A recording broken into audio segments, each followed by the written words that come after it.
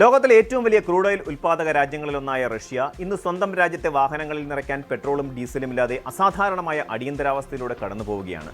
വൻതോതിൽ crude oil വിറ്റ് കോടിക്കണക്കിന് ഡോളർ സമ്പാദിച്ചിരുന്ന ഒരു ഊർജ്ജ വൻശക്തി അതേ ക്രൂഡ് ഓയിൽ സംസ്കരിച്ചെടുക്കുന്ന ഇന്ധനത്തിനായി മറ്റു രാജ്യങ്ങളെ, പ്രത്യേകിച്ച് ഇന്ത്യയെ ആശ്രയിക്കേണ്ടി വരുന്നത് വിധി വൈപരീത്യമെന്നല്ലാതെ മറ്റെന്താണ് വിളിക്കേണ്ടത്? റഷ്യൻ നഗരങ്ങളിൽ ഇന്ധന വിതരണം റേഷൻ അടിസ്ഥാനത്തിലാക്കുകയും വിദേശത്തേക്കുള്ള പെട്രോൾ കയറ്റുമതി പൂർണ്ണമായും നിരോധിക്കുകയും ചെയ്ത പുടിൻ ഭരണകൂടം വലിയൊരു സാമൂഹിക വെല്ലുവിളിയാണ് നേരിടുന്നത്. ആഗോള ഊർജ്ജ ഭൂപടത്തെ തന്നെ മാറ്റിമറിക്കുന്ന ഈ പുതിയ പ്രതിസന്ധിക്ക് പിന്നിലെ കാരണങ്ങളും റഷ്യ നേരിടുന്ന പ്രതിസന്ധിയുടെ യഥാർത്ഥ വ്യാപ്തിയും പരിശോധിക്കുമ്പോൾ ആധുനിക യുദ്ധതന്ത്രങ്ങളുടെ ഭീകരമായ മറ്റൊരു മുഖമാണ് വ്യക്തമാകുന്നത്. റഷ്യൻ സാമ്പത്തിക വ്യവസ്ഥയുടെയും യുദ്ധശേഷിയുടെയും നട്ടെല്ല് തകർക്കുക എന്ന വ്യക്തമായ ലക്ഷ്യത്തോടെ യുക്രൈൻ നടപ്പിലാക്കുന്ന പുതിയ യുദ്ധതന്ത്രമാണ് ഈ പ്രതിസന്ധിക്ക് പ്രധാന കാരണം. പരമ്പരാഗത യുദ്ധമുന്നണികളിൽ റഷ്യൻ സൈന്യത്തിന്റെ വൻ ആയുധ ശേഖരത്തെ നേരിടുന്നതിനേക്കാൾ ഫലപ്രദമായി റഷ്യയുടെ ഊർജ്ജ ഇൻഫ്രാസ്ട്രക്ചറുകളെ ലക്ഷ്യമിടാൻ യുക്രൈൻ തീരുമാനിക്കുകയായിരുന്നു. അത്യാധുനിക നാവിഗേഷൻ സംവിധാനങ്ങളുള്ള ഡ്രോണുകളും ദൂരപരിധിയേറിയ മിസൈലുകളും ഉപയോഗിച്ച് റഷ്യൻ അതിർത്തിക്കുള്ളിലെ വമ്പൻ റിഫൈനറികൾ, ഇന്ധന സംഭരണശാലകൾ, പെട്രോ കെമിക്കൽ കോംപ്ലക്സുകൾ എന്നിവയ്ക്ക് നേരെ തുടർച്ചയായ ആക്രമണങ്ങളാണ് അവർ അഴിച്ചുവിടുന്നത്. പടിഞ്ഞാറൻ റഷ്യയിൽ സ്ഥിതി ചെയ്യുന്ന ഗ്യാസ്പ്രോം, നാഫ്തകീം ഉൾപ്പെടെയുള്ള കൂറ്റൻ റിഫൈനറികൾ ഈ ആക്രമണങ്ങളിൽ തകർക്കപ്പെട്ടു. വർഷത്തിൽ 70 ലക്ഷം ടണ്ണിലധികം ക്രൂഡ് ഓയിൽ സംസ്കരിക്കാൻ ശേഷിയുള്ളതും പെട്രോൾ, ഡീസൽ, മണ്ണെണ്ണ, അമോണിയ, യൂറിയ തുടങ്ങിയവ ഉൽപ്പാദിപ്പിച്ചിരുന്നതുമായ ഈ കേന്ദ്രങ്ങൾ തകർന്നതോടെ റഷ്യയുടെ മൊത്തം റിഫൈനിംഗ് ശേഷിയുടെ 40% ഒറ്റയടിക്ക് നിലച്ചുപോയത്.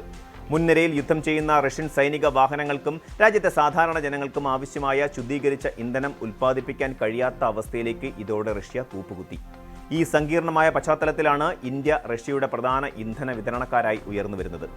റഷ്യ യുക്രൈൻ യുദ്ധം ആരംഭിച്ചതു മുതൽ പാശ്ചാത്യ ഉപരോധങ്ങളെ അവഗണിച്ച് ഇന്ത്യ റഷ്യയിൽ നിന്ന് വൻതോതിൽ വിലക്കുറവിൽ ക്രൂഡ് ഓയിൽ ഇറക്കുമതി ചെയ്തിരുന്നു. എന്നാൽ ഇന്ന് അതേ റഷ്യൻ ക്രൂഡ് ഓയിൽ സംസ്കരിച്ച് ഇന്ത്യ പെട്രോളും ഡീസലുമാക്കി റഷ്യയിലേക്ക് തിരികെ അയക്കുന്ന വിചിത്രമായ ഒരു സാമ്പത്തിക ചക്രം രൂപപ്പെട്ടിരിക്കുന്നു. ഗുജറാത്തിലെ വാഡിനാറിയിലുള്ള നയാര എനർജി റിഫൈനറിയിൽ നിന്ന് മാത്രം 60,000 മെട്രിക് ടൺ പെട്രോളാണ് അടുത്തിടെ റഷ്യൻ വിപണിയെ ലക്ഷ്യമാക്കി കയറ്റി അയച്ചത്. എന്നാൽ ഈ വ്യാപാരം ഇന്ത്യൻ സർക്കാരോ കെയർടേക്കർ കമ്പനികളോ നേരിട്ടല്ല നടത്തുന്നത് എന്നത് ശ്രദ്ധേയമാണ്. അന്താരാഷ്ട്ര തലത്തിൽ പ്രവർത്തിക്കുന്ന പ്രമുഖ കമ്മോഡിറ്റി ട്രേഡർമാർ വഴിയാണ് ഈ പെട്രോളിയം ഉൽപ്പന്നങ്ങൾ വാങ്ങി റഷ്യൻ പ്രദേശങ്ങളിലേക്ക് എത്തിക്കുന്നത്. റഷ്യയിലേക്ക് നേരിട്ട് ഇന്ത്യ ഇന്ധനം കയറ്റുമതി ചെയ്യുന്നില്ലെന്ന് കേന്ദ്ര ഗവൺമെന്റ് വ്യക്തമാക്കുന്നുണ്ടെങ്കിലും ആഗോള കമ്മോഡിറ്റി വിപണിയുടെ മറവിൽ ഇന്ത്യൻ റിഫൈനറികൾ ഉൽപ്പാദിപ്പിക്കുന്ന പെട്രോൾ റഷ്യയിലെ കടുത്ത ക്ഷാമം പരിഹരിക്കാൻ ഉപയോഗിക്കപ്പെടുന്നുവെന്നത് തള്ളിക്കളയാനാവാത്ത യാഥാർത്ഥ്യമാണ്. റഷ്യൻ എണ്ണ കമ്പനിയായ റോസ് നെഫ്റ്റിന് വിഹിതമുള്ള നയാര എനർജിയിൽ നിന്നാണ് ഈ ഇന്ധനം അത്രയും പോകുന്നത് എന്നതും ഇതിന്റെ വിരോധാഭാസം വർദ്ധിപ്പിക്കുന്നു. റിഫൈനറികൾക്ക് നേരെയുണ്ടായ ആക്രമണവും ഇന്ധന ഉൽപ്പാദനത്തിലെ ഇടിവും റഷ്യയിലെ സാധാരണക്കാരായ ജനങ്ങളുടെ ജീവിതം കടുത്ത ദുരിതത്തിലാക്കിയിരിക്കുകയാണ്. രാജ്യത്തെ 55-ലധികം വരുന്ന പ്രവിശ്യകളിൽ പെട്രോളും ഡീസലും ഇപ്പോൾ റേഷൻ വ്യവസ്ഥയിലാണ് വിതരണം ചെയ്യുന്നത്. ഒരു വ്യക്തിക്കോ സ്വകാര്യ വാഹനത്തിനോ ഒരു ദിവസം നൽകാവുന്ന ഇന്ധനത്തിന്റെ അളവിൽ ഭരണകൂടം കടുത്ത പരിധി നിശ്ചയിച്ചിരിക്കുന്നു. പ്രാദേശിക വിപണികളിൽ ഇന്ധനവില കുത്തനെ ഉയരുകയും നീണ്ട ക്യൂവുകൾ പെട്രോൾ പമ്പുകൾക്ക് മുമ്പിൽ തടിച്ചുകൂടുകയും ചെയ്യുന്ന കാഴ്ചകളാണ് പല റഷ്യൻ നഗരങ്ങളിൽ നിന്നും പുറത്തുവരുന്നത്. ആഭ്യന്തര വിപണിയിൽ ഇന്ധന ലഭ്യത ഉറപ്പാക്കാൻ പെട്രോൾ, ഡീസൽ, വിമാന ഇന്ധനം എന്നിവയുടെ വിദേശ കയറ്റുമതി വ്ളാഡിമിർ പുടിൻ പൂർണ്ണമായും നിരോധിച്ചു. പ്രതിസന്ധി പരിഹരിക്കാൻ താൽക്കാലികമായി ഉയർന്ന പരിസ്ഥിതി നിലവാരമുള്ള ഇന്ധനങ്ങൾക്ക് പകരം താഴ്ന്ന ഗ്രേഡിലുള്ള ഉൽപ്പാദന ചെലവ് കുറഞ്ഞ ഇന്ധനങ്ങൾ നിർമ്മിക്കാൻ എണ്ണ കമ്പനികളോട് ഭരണകൂടം ഔദ്യോഗികമായി ആവശ്യപ്പെട്ടിരിക്കുകയാണ്. ഒരു വശത്ത് യുദ്ധമുന്നണിയിൽ വൻതോതിൽ ഇന്ധനം ആവശ്യമായി വരുമ്പോൾ മറുവശത്ത് രാജ്യത്തിനകത്തുള്ള ജനരോഷം തണുപ്പിക്കാൻ ഭരണകൂടം വിയർപ്പൊഴുക്കുന്ന കാഴ്ചയാണ് ഇപ്പോൾ കാണാനുള്ളത്.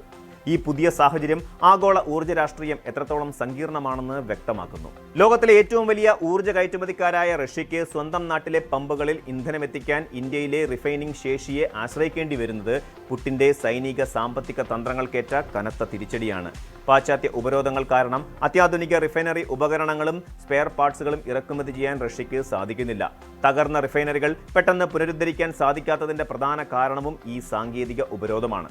അതേസമയം പാശ്ചാത്യ ഉപരോധങ്ങൾക്കിടയിലും സ്വന്തം റിഫൈനിംഗ് ശേഷി ലോകോത്തര നിലവാരത്തിലേക്ക് ഉയർത്തിയ ഇന്ത്യ ഇന്ന് ലോകത്തിന്റെ പ്രധാന ഇന്ധന സംസ്കരണ കേന്ദ്രമായി മാറിയിരിക്കുന്നു. റഷ്യയിൽ നിന്നുള്ള വില കുറഞ്ഞ ക്രൂഡ് ഓയിൽ വാങ്ങി സംസ്കരിച്ച് വിപണിയിൽ ആവശ്യക്കാരേറെയുള്ള പെട്രോളിയം ഉൽപ്പന്നങ്ങളാക്കി മാറ്റി വിൽക്കാൻ ഇന്ത്യ കാണിച്ച തന്ത്രപരമായ മിടുക്ക് ആഗോളതലത്തിൽ ശ്രദ്ധിക്കപ്പെടുകയാണ്. പടിഞ്ഞാറൻ രാജ്യങ്ങളും റഷ്യയും തമ്മിലുള്ള ഭൗമരാഷ്ട്രീയ വടംവലിക്കിടയിൽ ഇന്ത്യ സ്വന്തം ഊർജ്ജ സുരക്ഷയും സാമ്പത്തിക ലാഭവും ഒരുപോലെ കാത്തുസൂക്ഷിക്കുന്നു.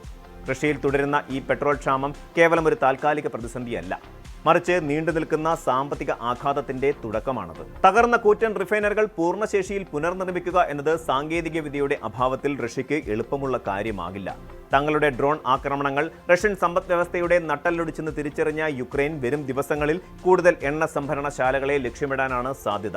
എണ്ണ സമൃദ്ധിയുടെ മുകളിൽ ഇരുന്നിട്ടും സ്വന്തം വാഹനങ്ങളിൽ റേഷൻ പെട്രോൾ അടിക്കേണ്ടി വരുന്ന റഷ്യൻ ജനതയുടെ അവസ്ഥ ആധുനിക അസിമെട്രിക് യുദ്ധങ്ങൾ സൃഷ്ടിക്കുന്ന വിചിത്രവും അപ്രതീക്ഷിതവുമായ ദുരന്തങ്ങളുടെ വ്യക്തമായ തെളിവാണ്.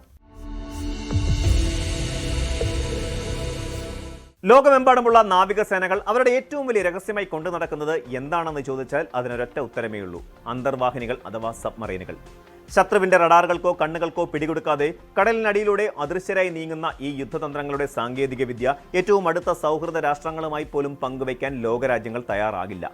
എന്നാൽ അന്താരാഷ്ട്ര രാഷ്ട്രീയത്തിലെ സമവാക്യങ്ങളെ പാടെ തിരുത്തിക്കുറിച്ചുകൊണ്ട് ചരിത്രത്തിലാദ്യമായി ചൈനയുടെയും റഷ്യയുടെയും അന്തർവാഹിനികൾ സമുദ്രത്തിനടിയിൽ ഒന്നിച്ച് സംയുക്ത സൈനികാഭ്യാസത്തിൽ ഏർപ്പെട്ടിരിക്കുകയാണ്. 2026 ജൂലൈ മാസത്തിൽ കിഴക്കൻ ചൈനയിലെ ഷാൻഡോങ് പ്രവിശ്യയിലുള്ള കിങ്ഡാവോ തീരത്തിന് സമീപമുള്ള യെല്ലോ സീയിൽ അരങ്ങേറിയ ജോയിന്റ് സി 2026 എന്ന നാവിക അഭ്യാസത്തിലാണ് ലോകത്തെ അമ്പരപ്പിച്ച ഈ നീക്കം നടന്നത്. ബീജിംഗും മോസ്കോയും തമ്മിലുള്ള സൈനിക സഖ്യം കേവലം വാചാടോപങ്ങളിൽ ഒതുങ്ങുന്നതല്ലെന്നും അത് അങ്ങേയറ്റത്തെ സൈനിക വിശ്വാസത്തിന്റെ ഏറ്റവും പുതിയ തലങ്ങളിലേക്ക് കടന്നിരിക്കുന്നു എന്നതിൻ്റെയും കൃത്യമായ സന്ദേശമാണ് ഈ അഭ്യാസം പാശ്ചാത്യ ലോകത്തിന് നൽകുന്നത്. ഈ സംയുക്ത സൈനികാഭ്യാസത്തിൽ അണിനിരന്ന അന്തർവാഹിനികൾക്ക് സവിശേഷമായ സാങ്കേതിക തികവാണുള്ളത്. റഷ്യയുടെ അത്യാധുനിക ഇംപ്രൂവ്ഡ് കിലോ ക്ലാസ് വിഭാഗത്തിൽപ്പെട്ട ഉഫ എന്ന അന്തർവാഹിനിയും ചൈന തദ്ദേശീയമായി വികസിപ്പിച്ചെടുത്ത വിഖ്യാതമായ ടൈപ്പ് 039Bയുമാണ് യെല്ലോ സീയിലെ അഭ്യാസത്തിൽ മുഖ്യ പങ്കുവഹിച്ചത്. പാശ്ചാത്യ നാവികസേനകൾ റഷ്യയുടെ കിലോ ക്ലാസ് അന്തർവാഹിനികളെ സമുദ്രത്തിലെ തമോഗർത്തങ്ങൾ എന്നാണ് വിശേഷിപ്പിക്കാറുള്ളത്. ഇവയ്ക്ക് പുറമെ പൊതിഞ്ഞിരിക്കുന്ന പ്രത്യേകതരം റബ്ബർ ടൈലുകൾ ശത്രുക്കളുടെ സോണാർ തരംഗങ്ങളെ ആഗിരണം ചെയ്യുകയും സ്വന്തം എഞ്ചിൻ ശബ്ദത്തെ പുറത്തേക്ക് വിടാതിരിക്കുകയും ചെയ്യുന്നു. അതുകൊണ്ട് തന്നെ ഇവയുടെ ശബ്ദരഹിതമായ സഞ്ചാരം കണ്ടെത്തുക എന്നത് അങ്ങേയറ്റം ദുഷ്കരമാണ്. മറുവശത്ത് ചൈനയുടെ ടൈപ്പ് 039B അന്തർവാഹിനികൾ അത്യാധുനിക എയർ ഇൻഡിപെൻഡന്റ് പ്രൊപ്പൽഷൻ സാങ്കേതികവിദ്യ ഉപയോഗിച്ച് നിർമ്മിച്ചവയാണ്. സാധാരണ ഡീസൽ ഇലക്ട്രിക് അന്തർവാഹിനികൾക്ക് ബാറ്ററികൾ ചാർജ് ചെയ്യാൻ ഇടയ്ക്കിടെ ജലോപരിതലത്തിലേക്ക് വരേണ്ടതുണ്ട്. എന്നാൽ സ്റ്റിർലിംഗ് എഞ്ചിനുകൾ ഉപയോഗിക്കുന്ന AIP സാങ്കേതികവിദ്യ വഴി ചൈനീസ് അന്തർവാഹിനികൾക്ക് ദിവസങ്ങളോളം സമുദ്രോപരിതലത്തിലേക്ക് വരാതെ തന്നെ മുങ്ങിക്കിടക്കാൻ സാധിക്കും. സമുദ്രത്തിനടിയിലെ രക്ഷാപ്രവർത്തനങ്ങൾ, ശത്രുക്കളുടെ അന്തർവാഹിനികളെ തകർക്കുന്നതിനുള്ള ആന്റി സബ്മറൈൻ യുദ്ധമുറകൾ, മിസൈൽ പ്രതിരോധം എന്നിവ വളരെ വിജയകരമായി ഈ അഭ്യാസത്തിൽ പൂർത്തിയാക്കാൻ ഈ രണ്ട് സാങ്കേതിക വിസ്മയങ്ങൾക്കും കഴിഞ്ഞു. ചൈനയുടെയും റഷ്യയുടെയും ഈ സംയുക്ത നീക്കം ഏറ്റവും വലിയ തലവേദന സൃഷ്ടിക്കുന്നത് അമേരിക്കയ്ക്കും അവരുടെ സഖ്യകക്ഷികൾക്കുമാണ്. ഇൻഡോ പസഫിക് മേഖലയിൽ അമേരിക്ക, ജപ്പാൻ, ഓസ്ട്രേലിയ, ഇന്ത്യ എന്നീ രാജ്യങ്ങൾ ഉൾപ്പെട്ട ക്വാഡ് സഖ്യത്തിനും ദക്ഷിണ കൊറിയ പോലെയുള്ള രാജ്യങ്ങൾക്കും ഇതൊരു കനത്ത വെല്ലുവിളിയാണ് ഉയർത്തുന്നത്. പസഫിക് സമുദ്രത്തിൽ തങ്ങളുടെ നാവിക മേധാവിത്വം പൂർണ്ണമാണെന്ന പാശ്ചാത്യ രാജ്യങ്ങളുടെ വിശ്വാസത്തിനേറ്റ വലിയൊരു പ്രഹരമാണിത്. അമേരിക്കയും ജപ്പാനും ചേർന്ന് പസഫിക് സമുദ്രത്തിൽ ഒന്നാം ദ്വീപ സമൂഹത്തിന് ചുറ്റുമായി ശത്രു അന്തർവാഹിനികളെ കണ്ടെത്താനായി കൂറ്റൻ സെൻസർ ശൃംഖലകൾ സ്ഥാപിച്ചിട്ടുണ്ട്. റഷ്യയുടെയും ചൈനയുടെയും അത്യാധുനിക അന്തർവാഹിനികൾ സംയുക്തമായി ഈ സുരക്ഷാ വലയങ്ങളെ മറികടക്കാൻ പരിശീലിപ്പിക്കുന്നത് ജപ്പാന്റെയും അമേരിക്കയുടെയും നാവിക താവളങ്ങൾക്ക് നേരിട്ടുള്ള ഭീഷണിയാണ്. ഉപരിതല യുദ്ധക്കപ്പലുകളിൽ നിന്നും മാറി സമുദ്രത്തിന്റെ അദൃശ്യമായ ആഴങ്ങളിലേക്ക് ഈ സഖ്യം വളരുന്നത് ഇൻഡോ പസഫിക് മേഖലയിൽ സായുധ മത്സരത്തിന് ആക്കം കൂട്ടുകയും പുതിയൊരു ശീതയുദ്ധത്തിന് കളമൊരുക്കുകയും ചെയ്യുന്നു എന്ന് സൈനിക വിദഗ്ധർ ചൂണ്ടിക്കാണിക്കുന്നുണ്ട്. ആഗോളതലത്തിൽ നടക്കുന്ന ഈ മാറ്റങ്ങൾ ഇന്ത്യയെ സംബന്ധിച്ചിടത്തോളം വലിയ നയതന്ത്ര പ്രതിസന്ധികളാണ് സൃഷ്ടിക്കുന്നത്. ഇന്ത്യയുടെ പ്രതിരോധ മേഖല ദശാബ്ദങ്ങളായി ഏറ്റവും കൂടുതൽ ആശ്രയിക്കുന്നത് റഷ്യയെയാണ്. ഇന്ത്യൻ നാവികസേന ഉപയോഗിക്കുന്ന പല അന്തർവാഹിനികളും, അതായത് മുൻപ് പാട്ടത്തിനെടുത്ത ആണവ അന്തർവാഹിനികളായ ചക്ര ഉൾപ്പെടെ റഷ്യൻ നിർമ്മിതമാണ്. എന്നാൽ റഷ്യ ഇന്ത്യയുടെ പ്രധാന അതിർത്തി ശത്രുവായ ചൈനയുമായി സൈനികമായി ഇത്രത്തോളം അടുക്കുന്നത് സ്വാഭാവികമായും ന്യൂഡൽഹിക്ക് ആശങ്കയുണ്ടാക്കും. പ്രത്യേകിച്ചും ഇന്ത്യൻ മഹാസമുദ്ര മേഖലയിൽ ചൈനീസ് നാവികസേന തങ്ങളുടെ സാന്നിധ്യം കൂടുതൽ ശക്തമാക്കുന്ന ഈ പശ്ചാത്തലത്തിൽ ചൈനയുമായി തങ്ങളുടെ അന്തർവാഹിനികളുടെ രഹസ്യങ്ങൾ വരെ പങ്കുവെക്കാൻ റഷ്യ തയ്യാറാകുന്നു എന്നത് ഭാവിയിൽ റഷ്യൻ സാങ്കേതികവിദ്യ ഉപയോഗിക്കുന്ന ഇന്ത്യയുടെ പ്രതിരോധ സംവിധാനങ്ങളെക്കുറിച്ചുള്ള വിവരങ്ങൾ ചൈനയുടെ കൈകളിലെത്തുമോ എന്ന ആശങ്കയും സജീവമാക്കുന്നു. റഷ്യയുമായുള്ള ചരിത്രപരമായ സൗഹൃദം നിലനിർത്തുന്നതിനൊപ്പം തന്നെ സമുദ്ര സുരക്ഷയ്ക്കായി പാശ്ചാത്യ സഖ്യങ്ങളുമായി കൂടുതൽ അടുക്കുക എന്ന ഇരട്ട വെല്ലുവിളിയാണ് ഇന്ത്യക്ക് മുന്നിലുള്ളത്. പ്രതിരോധ മേഖലയിൽ റഷ്യയ്ക്ക് പകരമുള്ള മറ്റ് വിതരണക്കാരെ വേഗത്തിൽ കണ്ടെത്താനും തദ്ദേശീയമായ അന്തർവാഹിനി നിർമ്മാണം ത്വരിതപ്പെടുത്താനും ഈ സാഹചര്യങ്ങൾ ഇന്ത്യയെ പ്രേരിപ്പിക്കും. ജോയിന്റ് സി 2026 നൽകുന്ന സന്ദേശം വളരെ വ്യക്തവും സുതാര്യവുമാണ്. ലോകക്രമം ഇപ്പോൾ പഴയതുപോലെ അമേരിക്കൻ കേന്ദ്രീകൃതമായ ഒരു ഏകധ്രുവ ലോകമല്ല. അമേരിക്കയുടെ സാമ്പത്തിക ഉപരോധങ്ങളും പാശ്ചാത്യ രാജ്യങ്ങളുടെ സൈനിക സമ്മർദ്ദങ്ങളും റഷ്യയെ കൂടുതൽ ചൈനയുടെ അടുത്തേക്ക് എത്തിക്കുകയും പുതിയൊരു ബഹുധ്രുവ സഖ്യത്തിന് രൂപം നൽകുകയും ചെയ്തിരിക്കുന്നുവെന്ന് ഈ അഭ്യാസങ്ങൾ തെളിയിക്കുന്നു. ഭാവിയിലെ വലിയ യുദ്ധങ്ങൾക്കും തന്ത്രങ്ങൾക്കും വേദിയൊരുങ്ങുന്നത് കരയിലോ ആകാശത്തോ മാത്രമല്ല, സാങ്കേതിക വിദ്യയുടെയും രഹസ്യാത്മകതയുടെയും അങ്ങേയറ്റമായ സമുദ്രത്തിന്റെ ഇരുണ്ട ആഴങ്ങളിൽ കൂടിയായിരിക്കും. ഈ കൂട്ടുകെട്ട് ഭാവിയുടെ ഇൻഡോ പസഫിക് സമുദ്ര സുരക്ഷയിൽ ഏത് രീതിയിൽ മാറ്റിമറിക്കും എന്നത് വരും ദശാബ്ദങ്ങളിലെ ഏറ്റവും വലിയ നിർണായകമായ ചോദ്യങ്ങളിലൊന്നായി അവശേഷിക്കുന്നു. ലോകരാജ്യങ്ങൾ തങ്ങളുടെ നാവിക തന്ത്രങ്ങളെ അടിമുടി മാറ്റിയെഴുതാൻ നിർബന്ധിതരാകുന്ന ഒരു പുതിയ സൈനിക യുഗത്തിന്റെ ഉദയമാണിത്. അറേബ്യൻ ഗൾഫ് മേഖലയിലെ സുരക്ഷാ സങ്കല്പങ്ങൾ വൻതോതിലുള്ള മാറ്റങ്ങൾക്ക് വിധേയമായിക്കൊണ്ടിരിക്കുന്ന ഒരു കാലഘട്ടത്തിലൂടെയാണ് നാം കടന്നുപോകുന്നത്. പതിറ്റാണ്ടുകളായി പാശ്ചാത്യ ശക്തികളെ, പ്രത്യേകിച്ച് അമേരിക്കയെ മാത്രം തങ്ങളുടെ ഏക സുരക്ഷാ കവചമായി കണ്ടിരുന്ന ഗൾഫ് സഹകരണ കൗൺസിൽ അഥവാ GCC രാജ്യങ്ങൾ ഇന്ന് തങ്ങളുടെ പ്രതിരോധ പങ്കാളിത്തം വൈവിധ്യവൽക്കരിക്കാനുള്ള തീവ്രമായ ശ്രമങ്ങളിലാണ്. ഇതിന്റെ ഏറ്റവും പുതിയതും നിർണായകവുമായ തെളിവാണ് കുവൈറ്റും പാകിസ്ഥാനും തമ്മിൽ ഒപ്പുവെച്ച വിപുലമായ പ്രതിരോധ സഹകരണ കരാർ. കുവൈറ്റ് അമീറിന്റെ പ്രത്യേക ഉത്തരവിലൂടെ ഔദ്യോഗികമായി പ്രാബല്യത്തിൽ വന്ന ഈ കരാർ മധ്യപൂർവേഷ്യയിലെ മാറുന്ന ജിയോ പൊളിറ്റിക്കൽ സമവാക്യങ്ങളുടെ വ്യക്തമായ സൂചനയാണ് നൽകുന്നത്. ആണവായുധ ശേഷിയുള്ള ഒരു ഏഷ്യൻ രാജ്യമായ പാകിസ്ഥാനും എണ്ണ സമ്പത്ത് കൊണ്ട് സമൃദ്ധമായ ഗൾഫ് രാഷ്ട്രങ്ങളും തമ്മിൽ രൂപപ്പെടുന്ന ഈ പുതിയ തന്ത്രപരമായ അടുപ്പം വെറുമൊരു സൈനിക സഹകരണത്തിനപ്പുറം ആഗോള രാഷ്ട്രീയത്തിൽ വലിയ അലയടികൾ സൃഷ്ടിക്കാൻ ശേഷിയുള്ള ഒന്നാണ്. കുവൈറ്റ് ഔദ്യോഗിക ഗസറ്റിൽ പ്രസിദ്ധീകരിച്ച ഉത്തരവ് പ്രകാരം ഇരു രാജ്യങ്ങളും തമ്മിലുള്ള സൈനിക ബന്ധത്തിന് കൃത്യമായ ഒരു സ്ഥാപനവൽകൃത രൂപം നൽകാനാണ് ഈ കരാറിലൂടെ ലക്ഷ്യമിടുന്നത്.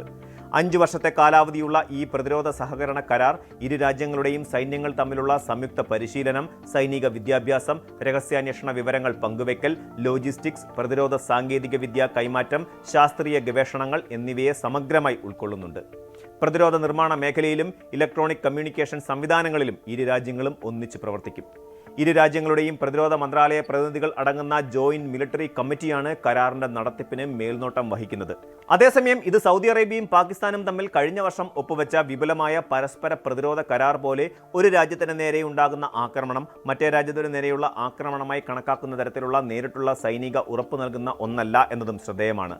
എന്നാൽ ഈ കരാർ വെറുമൊരു സാങ്കേതിക സഹകരണത്തിൽ മാത്രം ഒതുക്കി നിർത്താൻ കുവൈറ്റ് ആഗ്രഹിക്കുന്നില്ല എന്നതാണ് ഏറ്റവും പുതിയ വിവരങ്ങൾ സൂചിപ്പിക്കുന്നത്.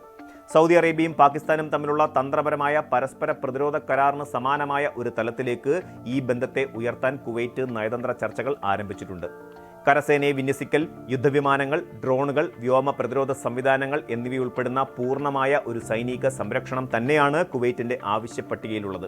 കടുത്ത സാമ്പത്തിക പ്രതിസന്ധിയിലൂടെ നിന്ന പാകിസ്ഥാന് ഇതിന് പകരമായി കുറഞ്ഞ നിരക്കിൽ ഇന്ധന സഹായവും വലിയ തോതിലുള്ള ഊർജ്ജ നിക്ഷേപങ്ങളും എത്തിക്കാൻ കുവൈറ്റിന് സാധിക്കും. എങ്കിലും മേഖലയിൽ വർദ്ധിച്ചുവരുന്ന അമേരിക്ക-ഇറാൻ സംഘർഷത്തിനിടയിൽ നേരിട്ട് ഒരു സൈനിക വിന്യാസത്തിന് മുതിരുന്നത് പാകിസ്ഥാനെ മറ്റൊരു യുദ്ധത്തിലേക്ക് വലിച്ചിഴച്ചേക്കാം. ആ ആശങ്ക ഇസ്ലാമാബാദിലെ നയതന്ത്ര വിദഗ്ധർ പങ്കുവെക്കുന്നുണ്ട്. അതിനാൽ തന്നെ കുവൈറ്റിന് ആവശ്യമായ സാങ്കേതിക സഹായങ്ങൾ നൽകുമ്പോഴും തികച്ചും പോരാട്ട വീര്യമുള്ള കരസേനാ വിഭാഗങ്ങളെ അയക്കുന്ന കാര്യത്തിൽ പാകിസ്ഥാൻ തികഞ്ഞ ജാഗ്രത പുലർത്തുന്നുണ്ട്. ഗൾഫ് മേഖലയിലെ സുരക്ഷാ മുൻഗണനകളിൽ വന്ന ഘടനാപരമായ മാറ്റമാണ് പാകിസ്ഥാനെ പോലെയൊരു സഖ്യകക്ഷിയെ സ്വീകരിക്കാൻ GCC രാജ്യങ്ങളെ പ്രേരിപ്പിക്കുന്നത്. വാഷിംഗ്ടണിലെ ഭരണമാറ്റങ്ങളും അമേരിക്കൻ വിദേശ നയത്തിലുണ്ടാകുന്ന അനിശ്ചിതത്വങ്ങളും കാരണം സുരക്ഷയ്ക്കായി അമേരിക്കയെ മാത്രം ആശ്രയിക്കുന്നത് ഇനി സുരക്ഷിതമല്ലെന്ന തിരിച്ചറിവ് ഗൾഫ് ഭരണാധികാരികൾക്കിടയിൽ ശക്തമായിട്ടുണ്ട്. പ്രത്യേകിച്ച് ചെങ്കടലിലെയും ഗൾഫ് മേഖലയിലെയും ഹൂതി ആക്രമണങ്ങളും പ്രാദേശിക തലത്തിലുള്ള സംഘർഷങ്ങളും വർദ്ധിച്ചു വരുന്ന പശ്ചാത്തലത്തിൽ തങ്ങളുടെ പ്രതിരോധ ശൃംഖലയെ ശക്തിപ്പെടുത്തേണ്ടത് ഗൾഫ് രാഷ്ട്രങ്ങൾക്ക് അത്യാവശ്യമായി മാറി. പാകിസ്ഥാന്റെ വൻപിച്ച സൈനിക ബലവും ചൈനയുടെ സഹായത്തോടെ വികസിപ്പിച്ചെടുത്ത ആധുനിക ആയുധ നിർമ്മാണ ശേഷിയും ഇസ്ലാമിക ലോകത്തോടുള്ള അവരുടെ സ്വാധീനവും ഗൾഫ് രാജ്യങ്ങൾക്ക് വളരെ ആകർഷകമായ ഒരു ബദലായി മാറുകയാണ്. തുർക്കി, പാകിസ്ഥാൻ, സൗദി അറേബ്യ എന്നീ രാജ്യങ്ങൾ ചേർന്ന് ഒരു തന്ത്രപ്രധാനമായ പ്രതിരോധ അച്ചുതണ്ട് രൂപീകരിക്കാനുള്ള ചർച്ചകൾ പുരോഗമിക്കുമ്പോൾ ബഹ്റൈനും ജോർദാനും ഇത്തരത്തിലുള്ള കരാറുകളിൽ താൽപ്പര്യം പ്രകടിപ്പിച്ചു കഴിഞ്ഞിട്ടുണ്ട്. ഇത് മധ്യപൂർവേഷ്യയിൽ പുതിയൊരു ഇസ്ലാമിക് നാറ്റോ രൂപീകരണത്തിന് വഴിവെച്ചേക്കാം എന്ന വിലയിരുത്തലുകളും ശക്തമാണ്. മധ്യപൂർവേഷ്യയിൽ പാകിസ്ഥാന്റെ സൈനിക സ്വാധീനം വളരുന്നത് ന്യൂഡൽഹി വളരെ ജാഗ്രതയോടെയാണ് വീക്ഷിക്കുന്നത്. എങ്കിലും ഇത് ഇന്ത്യക്ക് പെട്ടെന്നൊരു നയതന്ത്ര പ്രതിസന്ധി സൃഷ്ടിക്കുന്നില്ല എന്നതാണ് യാഥാർത്ഥ്യം. ഗൾഫ് രാജ്യങ്ങളുമായി $100 ബില്യൺ വരുന്ന ശക്തമായ ഉഭയകക്ഷി വ്യാപാര ബന്ധവും വിശാലമായ സാങ്കേതിക ഊർജ്ജ സഹകരണവുമാണ് ഇന്ത്യക്കുള്ളത്. 85 ലക്ഷത്തിലധികം വരുന്ന ഇന്ത്യൻ പ്രവാസികളാണ് ഗൾഫ് രാജ്യങ്ങളുടെ സാമ്പത്തിക രംഗത്തിന്റെ ആണിക്കല്ല്. ഇതിൽ 10 ലക്ഷത്തിലധികം ഇന്ത്യക്കാർ കുവൈറ്റിൽ മാത്രം വസിക്കുന്നുണ്ട്. ഗൾഫ് ഭരണാധികാരികൾ ഇന്ത്യയുമായുള്ള തങ്ങളുടെ ആഴത്തിലുള്ള സാമ്പത്തിക ബന്ധത്തെയും പാകിസ്ഥാനുമായുള്ള സൈനിക ആവശ്യങ്ങളെയും കൃത്യമായി വേർതിരിച്ചാണ് കാണുന്നത്. എങ്കിലും കുവൈറ്റിന്റെയും മറ്റ് ഗൾഫ് രാജ്യങ്ങളുടെയും പ്രതിരോധ സംവിധാനത്തിൽ പാകിസ്ഥാന്റെ സ്വാധീനം വർദ്ധിക്കുന്നത് ഇന്ത്യയുടെ രഹസ്യാന്വേഷണ സുരക്ഷയെ ബാധിക്കരുതെന്ന് ന്യൂഡൽഹി ഉറപ്പുവരുത്തുന്നുണ്ട്. കൂടാതെ അറേബ്യൻ കടലിലും ഹോർമൂസ് കടലിടുക്കിലും പാകിസ്ഥാൻ നാവികസേന നടത്തുന്ന നീക്കങ്ങളെ നിരീക്ഷിക്കാൻ ഇന്ത്യ തങ്ങളുടെ പശ്ചിമ ഭാരതീയ മഹാസമുദ്ര മേഖലയിലെ നാവിക നിരീക്ഷണം ശക്തിപ്പെടുത്തേണ്ടത് അത്യന്താപേക്ഷിതമാണ്. ചുരുക്കത്തിൽ മധ്യപൂർവേഷ്യൻ സുരക്ഷാ രംഗത്ത് പുതിയൊരു ചരിത്ര അധ്യായമാണ് കുവൈറ്റ് പാകിസ്ഥാൻ പ്രതിരോധ കരാറിലൂടെ തുറക്കപ്പെടുന്നത്. പരമ്പരാഗത സുരക്ഷാ സഖ്യങ്ങളെ പുനർനിർവചിച്ചുകൊണ്ട് പ്രാദേശിക ശക്തികൾ സ്വന്തം പര്യാപ്തതയിലേക്കും പുതിയ കൂട്ടുകെട്ടുകളിലേക്കും നീങ്ങുന്ന കാഴ്ചയാണിത്. സാമ്പത്തിക ഭദ്രതയ്ക്കായി സൈനിക ശേഷിയെ വിപണനം ചെയ്യുന്ന പാകിസ്ഥാനും സ്വന്തം അതിർത്തികളുടെ സുരക്ഷ ഉറപ്പാക്കാൻ പുതിയ സഖ്യകക്ഷികളെ തേടുന്ന ഗൾഫ് രാഷ്ട്രങ്ങളും തമ്മിലുള്ള ഈ ഇടപാട് വരും നാളുകളിൽ കൂടുതൽ വിപുലമായേക്കാം. എന്നാൽ തികച്ചും അസ്ഥിരമായ മധ്യപൂർവേഷ്യൻ രാഷ്ട്രീയ അന്തരീക്ഷത്തിൽ പ്രാദേശിക സംഘർഷങ്ങളിൽ നേരിട്ട് പങ്കാളികളാകാതെ തങ്ങളുടെ സാമ്പത്തിക തന്ത്രപരമായ ലക്ഷ്യങ്ങൾ നേടിയെടുക്കാൻ പാകിസ്ഥാന് എത്രത്തോളം സാധിക്കുമെന്നത് കണ്ടറിയേണ്ടിയിരിക്കുന്നു. അതുപോലെ തന്നെ തങ്ങളുടെ ഉഭയകക്ഷി സൗഹൃദങ്ങളെ കേടുപാടുകൾ കൂടാതെ സംരക്ഷിച്ചുകൊണ്ട് മാറുന്ന ഈ അച്ചുതണ്ടുകളെ എങ്ങനെ നിയന്ത്രിക്കുമെന്നത് ഇന്ത്യയുടെ നയതന്ത്ര മേഖലയ്ക്കും വലിയൊരു പരീക്ഷണമായിരിക്കും. പശ്ചിമേഷ്യൻ യുദ്ധക്കളത്തിൽ വീണ്ടും നിർണായകമായ ഒരു തന്ത്രപരമായ തിരിവുണ്ടാക്കിക്കൊണ്ട് ഇറാന്റെ പരമോന്നത നേതാവ് അയത്തുള്ള മുജ്തബ ഖമേനി ഹിസ്ബുള്ളയ്ക്ക് നൽകിയ സന്ദേശം ആഗോളതലത്തിൽ വലിയ ചർച്ചയായിരിക്കുകയാണ്. അമേരിക്കയുടെയും ഇസ്രയേലിന്റെയും ആക്രമണങ്ങൾക്കെതിരെ പോരാടുന്ന ഹിസ്ബുള്ള പോരാളികൾക്ക് സമ്പൂർണ്ണ പിന്തുണ വാഗ്ദാനം ചെയ്തുകൊണ്ട് പ്രതിഷേധവും ജിഹാദുമല്ലാതെ മറ്റു വഴികളൊന്നും മുന്നിലില്ലെന്ന് 56-കാരനായ ഇറാന്റെ പരമോന്നത നേതാവ് പ്രഖ്യാപിച്ചിരിക്കുന്നു. ഇസ്രയേൽ ലെബനനിൽ നടത്തുന്ന സൈനിക നീക്കങ്ങൾ പൂർണ്ണമായും അവസ്ഥാവിരഹിതമായി അവസാനിപ്പിച്ചാൽ മാത്രമേ അമേരിക്കയുമായുള്ള യുദ്ധം അവസാനിപ്പിക്കുന്നതിനെക്കുറിച്ച് ആലോചിക്കാൻ പോലും സാധിക്കൂ എന്ന കർശനമായ നിലപാടാണ് ടെഹ്റാൻ ഇപ്പോൾ മുന്നോട്ട് വച്ചിരിക്കുന്നത്. ഇറാന്റെ മുൻ പരമോന്നത നേതാവായിരുന്ന അയത്തുള്ള അലി ഖമേനിയുടെ വധത്തെ തുടർന്ന് അധികാരമേറ്റെടുത്ത മുജ്തബ ഖമേനി തന്റെ മുൻഗാമികളുടെ നയതന്ത്ര വഴികളിൽ നിന്ന് ഒട്ടും പിന്മാറില്ലെന്ന വ്യക്തമായ സൂചനയാണ് ഇതിലൂടെ നൽകുന്നത്. ഹിസ്ബുള്ളയുടെ പുതിയ സെക്രട്ടറി ജനറൽ ഷെയ്ഖ് നയീം ഖാസിമിനും പോരാളികൾക്കും നൽകിയ ഔദ്യോഗിക സന്ദേശത്തിൽ ലെബനന്റെ പ്രതിരോധ സേനയെ സംരക്ഷിക്കുന്നത് ഇറാന്റെ തന്ത്രപരമായ ദൗത്യമാണെന്ന് അദ്ദേഹം ഊന്നി പറഞ്ഞു. മേഖലയിലെ സൈനിക സംഘർഷങ്ങളും നയതന്ത്ര ചർച്ചകളും പുതിയ ഘട്ടത്തിലേക്ക് കടക്കുമ്പോൾ ഈ പ്രസ്താവന ഏതെല്ലാം തരത്തിലാണ് ആഗോള രാഷ്ട്രീയത്തെ സ്വാധീനിക്കുന്നത് എന്ന് പരിശോധിക്കേണ്ടതുണ്ട്. ഹിസ്ബുള്ളയുടെ പുതിയ നേതൃത്വവും പോരാളികളും ഇറാന്റെ ഇസ്ലാമിക് റിപ്പബ്ലിക്കിനോട് വിശ്വസ്തത പ്രഖ്യാപിച്ചുകൊണ്ട് അയച്ച കത്തിന് മറുപടിയായാണ് മുജ്തബ ഖമേനി ഈ നിർണായക സന്ദേശം നൽകിയത്. അമേരിക്കൻ ഗവൺമെന്റിന്റെയും ഇസ്രയേലിന്റെയും അടിച്ചമർത്തലുകളിൽ ലോകത്തിലെ ജനങ്ങൾ മടുത്തിരിക്കുകയാണെന്നും അക്രമികൾക്കെതിരെ പ്രതിരോധവും ജിഹാദുമല്ലാതെ വേറെ വഴിയില്ലെന്നും അദ്ദേഹം വ്യക്തമാക്കി. ഇസ്രയേലിന്റെ ക്രൂരമായ അധിനിവേശത്തിനെതിരെ ഹിസ്ബുള്ള ഒരു കൂറ്റൻ പാറ പോലെ ഉറച്ചു നിൽക്കുന്നുവെന്നും ലോകത്തിലെ സ്വാതന്ത്ര്യകാംക്ഷികളായ ജനങ്ങൾക്ക് ഹിസ്ബുള്ളയുടെ ഈ നിലപാട് വലിയൊരു പ്രചോദനമാണെന്നും ഇറാന്റെ പരമോന്നത നേതാവ് പ്രശംസിച്ചു. തന്റെ പിതാവായ അലി ഖമേനി നയിച്ച അതേ പാത പിന്തുടർന്നുകൊണ്ട് ലെബനന്റെയും ഹിസ്ബുള്ളയുടെയും സംരക്ഷണം ഇറാന്റെ ഒഴിച്ചുകൂടാനാവാത്ത നയതന്ത്ര കടമയാണെന്ന് അദ്ദേഹം ഉറപ്പിച്ചു പറയുന്നു. ഇറാന്റെ ഈ പരസ്യമായ നിലപാട് ലെബനനിലെ പ്രതിരോധ ശക്തികൾക്ക് വലിയൊരു രാഷ്ട്രീയ സൈനിക ഊർജ്ജമാണ് നൽകുന്നത്. മേഖലയിൽ ഇറാൻ നേതൃത്വത്തിലുള്ള അച്ചുതണ്ട് ഒട്ടും ദുർബലപ്പെട്ടിട്ടില്ലെന്നും ഏത് പ്രതിസന്ധിയിലും തങ്ങളുടെ സഖ്യകക്ഷികൾക്ക് പിന്നിൽ ഉറച്ചു നിൽക്കാൻ ടെഹ്റാൻ തയ്യാറാണെന്നുമുള്ള സന്ദേശമാണ് ഇതിലൂടെ പുറത്തുവരുന്നത്. അമേരിക്കയുമായുള്ള സംഘർഷങ്ങൾ അവസാനിപ്പിക്കണമെങ്കിൽ ഇസ്രയേൽ ലെബനനിൽ നടത്തുന്ന ആക്രമണങ്ങൾ പൂർണ്ണമായും ഉപാധികളില്ലാതെ നിർത്തിവെക്കണമെന്ന് മുജ്തബ ഖമേനി വ്യക്തമാക്കുന്നു. ലെബനന്റെ പരമാധികാരവും അതിർത്തി സുരക്ഷയും പൂർണ്ണമായും സംരക്ഷിക്കപ്പെടണം. അല്ലാത്തപക്ഷം യാതൊരു വിധത്തിലുള്ള യുദ്ധവിരാമ ചർച്ചകൾക്കും ഇറാൻ വഴങ്ങില്ലെന്ന കർശന നിലപാടാണ് ടെഹ്റാൻ സ്വീകരിച്ചിരിക്കുന്നത്. ഇസ്രയേലിന്റെ യുദ്ധതന്ത്രങ്ങളെ അമേരിക്കൻ പിൻബലത്തോടെ പ്രതിരോധിക്കുമ്പോൾ തന്നെ മേഖലയിലെ സമാധാനത്തിന് ലെബനന്റെ സുരക്ഷ മുൻനിർത്തിയുള്ള നിബന്ധന ഉയർത്തുന്നത് ഇറാന്റെ നയതന്ത്ര മിടുക്കാണ് വ്യക്തമാക്കുന്നത്. ഈ നിലപാട് പശ്ചിമേഷ്യയിലെ ചർച്ചകൾ കൂടുതൽ സങ്കീർണമാക്കുന്നു. Lebanon president Joseph Aoun American president Donald ട്രംപുമായി നടത്തിയ സംഭാഷണങ്ങളിൽ ഇസ്രയേലിന്റെ പൂർണ്ണമായ പിന്മാറ്റം രാജ്യത്ത് സ്ഥിരത കൊണ്ടുവരുമെന്ന് വ്യക്തമാക്കിയിരുന്നു. എന്നാൽ ഇറാന്റെ കർശനമായ നിബന്ധനകൾ നിലനിൽക്കുന്ന സാഹചര്യത്തിൽ അമേരിക്കയ്ക്കും ഇസ്രയേലിനും ഒരുപോലെ സമ്മതമായ ഒരു യുദ്ധവിരാമ ഫോർമുല കണ്ടെത്തി തൽസ്ഥിതി പുനഃസ്ഥാപിക്കുക എന്നത് കഠിനമായ വെല്ലുവിളിയായി മാറും. ഹിസ്ബുള്ളയുടെ മുൻ secretary general Sayyid Hasan Nasrullah ഉൾപ്പെടെയുള്ള രക്തസാക്ഷികൾക്ക് പ്രണാമം അർപ്പിച്ചുകൊണ്ടാണ് ഇറാന്റെ പുതിയ നേതാവ് തന്റെ സന്ദേശം അവസാനിപ്പിച്ചത്. ആക്രമണങ്ങളിൽ ജീവൻ പൊലിഞ്ഞ നേതാക്കളുടെയും പോരാളികളുടെയും ത്യാഗമാണ് ഹിസ്ബുള്ള എന്ന പ്രസ്ഥാനത്തെ ഒരു ചെറിയ തൈയിൽ നിന്ന് പടുകൂറ്റൻ വൃക്ഷമാക്കി മാറ്റിയതെന്ന് അദ്ദേഹം അഭിപ്രായപ്പെട്ടു. ഈ ത്യാഗങ്ങൾ ലെബനനും ഇസ്ലാമിക ലോകത്തിനും വലിയ ആദരവും അഭിമാനവുമാണ് നൽകിയതെന്നും അദ്ദേഹം ഓർമ്മിപ്പിച്ചു. തെക്കൻ ലെബനനിലെ സാധാരണക്കാരായ ജനങ്ങൾ കാണിച്ച ക്ഷമയും സഹിഷ്ണുതയുമാണ് ഈ പ്രസ്ഥാനത്തിന്റെ യഥാർത്ഥ ശക്തിയെന്ന് മുജ്തബ ഖമേനി കൂട്ടിച്ചേർത്തു. പോരാളികൾ, യുദ്ധത്തിൽ പരിക്കേറ്റവർ, ഭവനം നഷ്ടപ്പെട്ട് അഭയാർത്ഥികളായ ജനങ്ങൾ, രക്തസാക്ഷികളുടെ കുടുംബങ്ങൾ എന്നിവർക്കായുള്ള പ്രാർത്ഥനകളോടെയായിരുന്നു സന്ദേശം അവസാനിച്ചത്. ഭൂമിശാസ്ത്രപരമായും സൈനികമായും ഉണ്ടായ തിരിച്ചടികൾക്കിടയിലും ഹിസ്ബുള്ള എന്ന ശക്തി തകർന്നിട്ടില്ലെന്നും അത് കൂടുതൽ ആഴത്തിൽ വേരുകളുള്ള പ്രസ്ഥാനമായി മാറിയിട്ടുണ്ടെന്നുമുള്ള ഓർമ്മപ്പെടുത്തലാണ് ഈ വിവരണം നൽകുന്നത്. മുജ്തബ ഖമേനിയുടെ ഈ പരസ്യമായ പ്രഖ്യാപനം പശ്ചിമേഷ്യൻ ഭൗമരാഷ്ട്രീയത്തിൽ ദൂരവ്യാപകമായ പ്രത്യാഘാതങ്ങൾ സൃഷ്ടിക്കാൻ പോകുന്ന ഒന്നാണ്. ഇറാന്റെ പുതിയ ഭരണകൂടം കൂടുതൽ വിട്ടുവീഴ്ചകളില്ലാത്തതും കർശനമായതുമായ വിദേശ നയമാണ് സ്വീകരിക്കുന്നത് എന്നതിന്റെ തെളിവാണിത്. മുൻ പരമോന്നത നേതാവിന്റെ മരണത്തിന് ശേഷവും ഇറാന്റെ സൈനിക രാഷ്ട്രീയ ഘടകങ്ങളിൽ മാറ്റമൊന്നുമില്ലെന്ന് ഇത് ലോകത്തിന് കാണിച്ചു കൊടുക്കുന്നു. അമേരിക്ക ഇസ്രയേൽ സഖ്യവും ഇറാന്റെ നേതൃത്വത്തിലുള്ള പ്രതിരോധ അച്ചുതണ്ടും തമ്മിലുള്ള പോരാട്ടം കൂടുതൽ ശക്തമാകുന്ന ഒരു സാഹചര്യത്തിലേക്കാണ് കാര്യങ്ങൾ നീങ്ങുന്നത്. നയതന്ത്ര ചർച്ചകളിലൂടെ യുദ്ധത്തിന് വിരാമമിടാനുള്ള അന്താരാഷ്ട്ര ശ്രമങ്ങൾക്ക് ഇറാന്റെ ഈ നിലപാട് കടുത്ത വെല്ലുവിളിയാണ് ഉയർത്തുന്നത്. ലെബനന്റെ മണ്ണിൽ ഇസ്രയേൽ നടത്തുന്ന ഓരോ സൈനിക നീക്കവും ടെഹ്റാനുമായുള്ള നേരിട്ടുള്ള സംഘർഷത്തിന്റെ വ്യാപ്തി വർദ്ധിപ്പിക്കുമെന്ന മുന്നറിയിപ്പാണ് ഇതിലൂടെ നൽകപ്പെടുന്നത്. പശ്ചിമേഷ്യയിൽ സമാധാനം പുനഃസ്ഥാപിക്കപ്പെടണമെങ്കിൽ പ്രാദേശികമായ താൽപ്പര്യങ്ങളും അധിനിവേശ വിരുദ്ധ പോരാട്ടങ്ങളുടെ യാഥാർത്ഥ്യവും ആഗോള ശക്തികൾ കണക്കിലെടുത്തേ മതിയാകൂ എന്ന ശക്തമായ ഓർമ്മപ്പെടുത്തലോടെയാണ് ഈ നാടകീയമായ അധ്യായം അവസാനിക്കുന്നത്. നമ്മുടെയൊക്കെ വീടുകളിലെ കുഞ്ഞുങ്ങളുടെ പരിചരണത്തിനും ശുചിത്വത്തിനും ദശാബ്ദങ്ങളായി അതിവിശ്വസ്തമായ ഒരു പേരായിരുന്നു Johnson and Johnson baby powder. എന്നാൽ നൂറ്റാണ്ടിലധികം നീണ്ട ആ പ്രശസ്തിക്ക് മുകളിൽ കരിനിഴൽ വീഴ്ത്തിക്കൊണ്ട് തങ്ങളുടെ ടാൽക്കം അധിഷ്ഠിത പൗഡർ അണ്ഡാശയ അർബുദത്തിന്, അതായത് ഒവേറിയൻ ക്യാൻസറിന് കാരണമായി എന്നാരോപിച്ച് നൽകിയ 10,000-കണക്കിന് ഹർജികൾ ഒത്തുതീർപ്പാക്കാൻ $5.5 ബില്യൺ, അതായത് ഏകദേശം 46,000 കോടിയിലധികം രൂപ നൽകാൻ കമ്പനി ഒടുവിൽ സമ്മതിച്ചിരിക്കുകയാണ്. അമേരിക്കൻ കോർപ്പറേറ്റ് ചരിത്രത്തിലെ തന്നെ ഏറ്റവും ദൈർഘ്യമേറിയതും വിപുലവുമായ നിയമ പോരാട്ടങ്ങളിലൊന്നായ ഈ കേസിൽ ഏകദേശം 76,000 പരാതിക്കാർക്ക് ആശ്വാസം നൽകുന്ന ഒന്നാണ് ഈ പുതിയ കരാർ.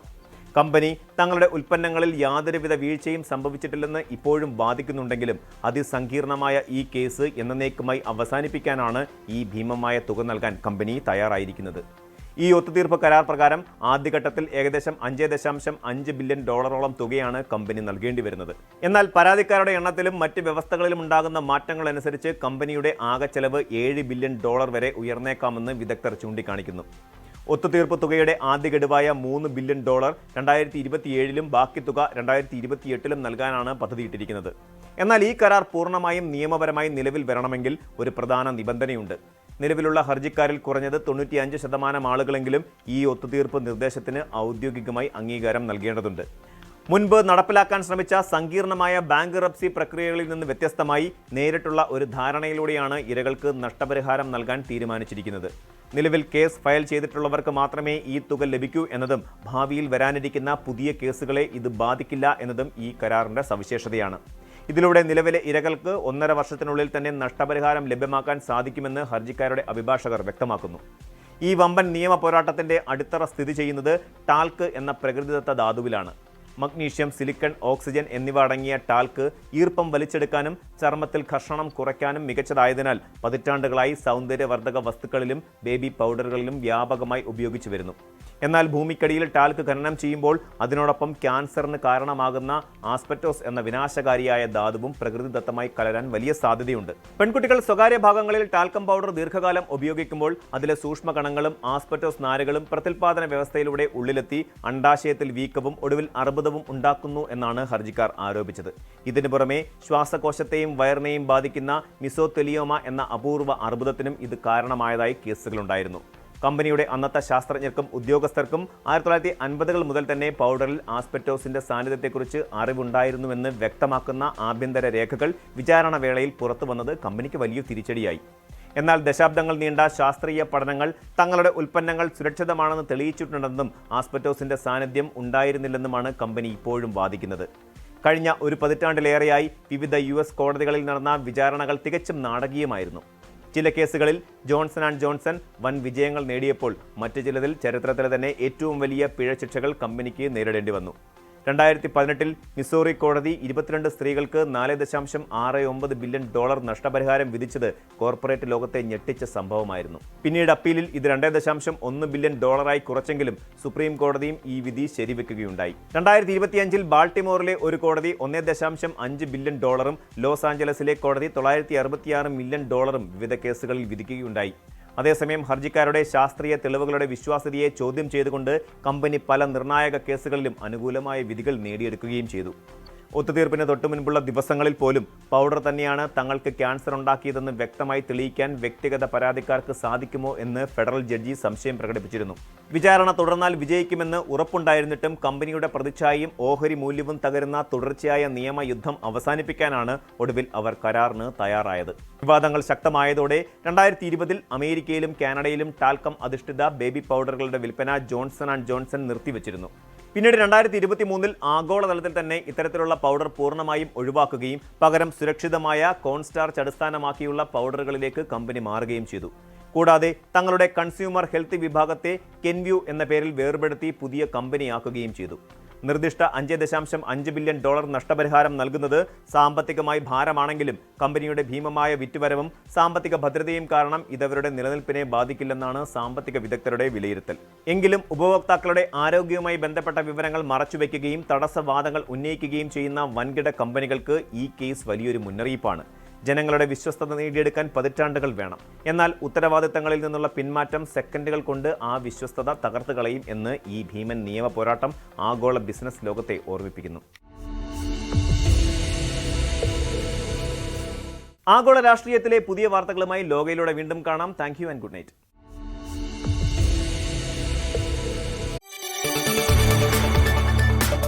കൂടുതൽ വാർത്തകൾക്ക് news 18 Keralam YouTube channel subscribe ചെയ്യുക.